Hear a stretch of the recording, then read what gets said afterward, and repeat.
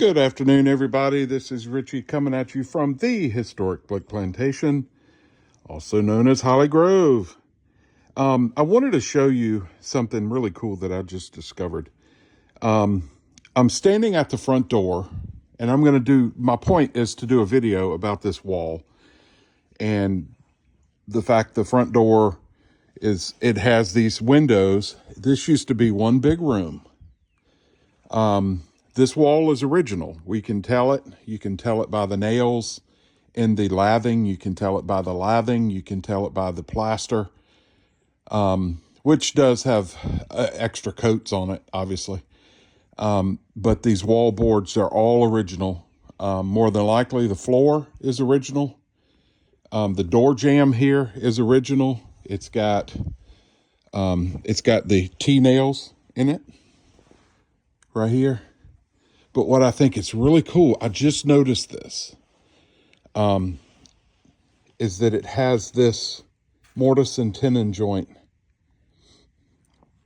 in this, which would have probably been a 4x6 or 4x8. That's probably a 4x8 stud. But you can see the way that it's cut out, the way that it fits into the sill plate. The sill plate this is where I fell through. My foot was here, it gave way. My foot came out here and went through, and obviously there's nails. After I got out of the hospital, I found a nail in my crotch in my jeans. So that was scary. That was a little too close for comfort. But anyway, there's the beam, the square beam that still exists, and it goes down the center of the porch, almost the center. It's the center of the house, but it's not the center of the door. The door is offset, and it's offset because of the presence of this wall, which is on the main level and upstairs. It's the same wall. So there's a wider gap on the right side of the front door, and up top there's a wider gap than it is on this side of the door. See that? So at first we thought maybe this part of the house was an addition, but we've since learned you can see it in the cellar. You can tell by this wall. This was never an exterior wall. There is a stone center wall going down and it would have been brick if that was the outside of the house. So anyway, we know that it was not an addition. This is an original structure. But the point of the video is that wall is not original. We can tell by the wainscoting. We can tell by the door jamb, the door molding. We can tell by the door itself. We can tell by the saw cut lathing. We can tell by the round nails, early round nails. So that wall is an addition, and they created that wall to form a center hall. Without that wall, it's just one big open room, and you can see the daylight coming in these windows. You see it shining in there. So this would have had plenty of light, but because this door does not have side lights, which is the glass on the sides of the door or a transom at the top of the door, it does not have that on any side of it. So we know that that wall was absolutely added. And when they added that wall, it creates this center hall, which is dark. When these doors are closed at night, there's no light outside. I mean, remember, the floor is gone from above us. That's the main chamber.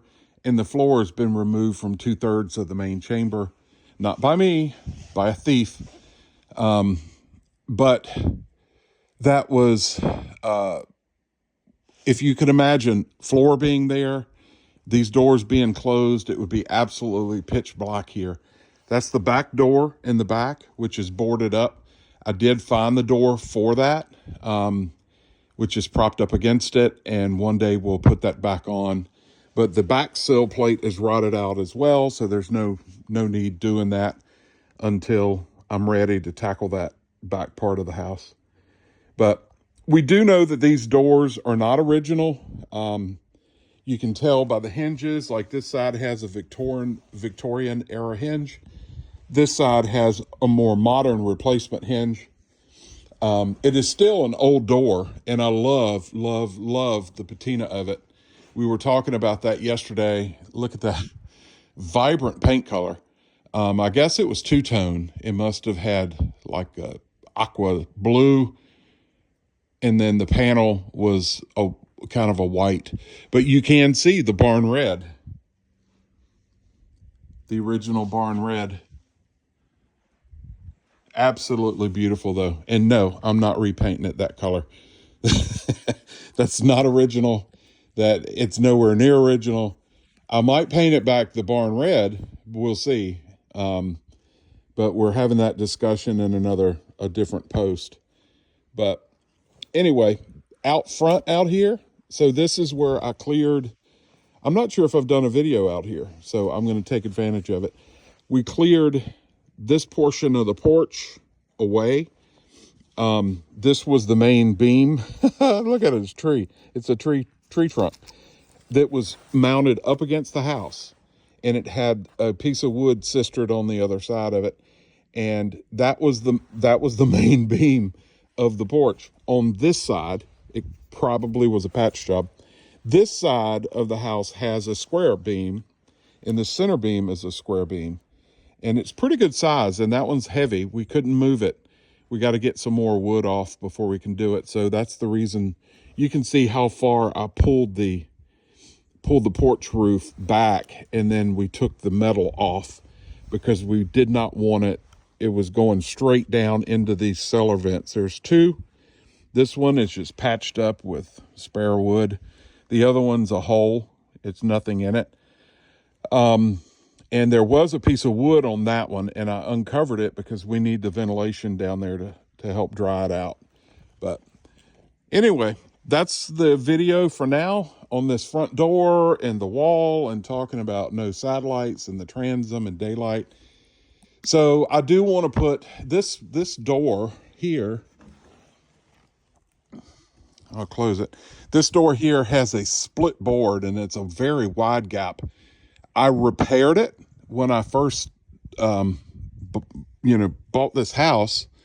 The door was boarded up, at least the bottom, 3/4 of it. That's why you see all these stainless steel screws. The windows were boarded up. The door was boarded up. And the very first day that we took over this house, I removed the boards because I needed the daylight inside to see, but also to start planning. And so that panel, I had to screw these doors back, and I had to put a brace on the back of them. This one, I had to glue the left-hand door. But this one with that split panel is it's a perfect opportunity to slip some glass in there. And that would solve our problem with light being in this main room. And if you look on the back of the door, down here on the bottom, excuse the dust, you can see, it's one of these doors. I'm not sure. I'm not seeing it on that one.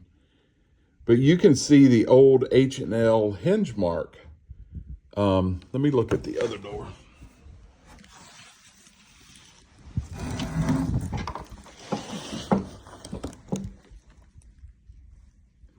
Y'all might be able to see it. I just can't see it on the video. Yes, here it is. You can see right there? You can see the imprint of the hinge, and you can see the old nail holes. I put that screw in there just because nothing was in there. But so you know that it originally had a single opening door, because one side has that hinge print and the other side does not. And if it was originally a double door, then both, you would see two hinges, one on each side. So anyway, it's not that big of a deal. It's just interesting and a cool architectural detail.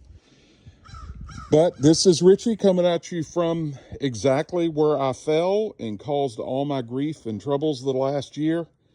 This is where my leg went completely down all the way to my crotch. There was a beam going across here that my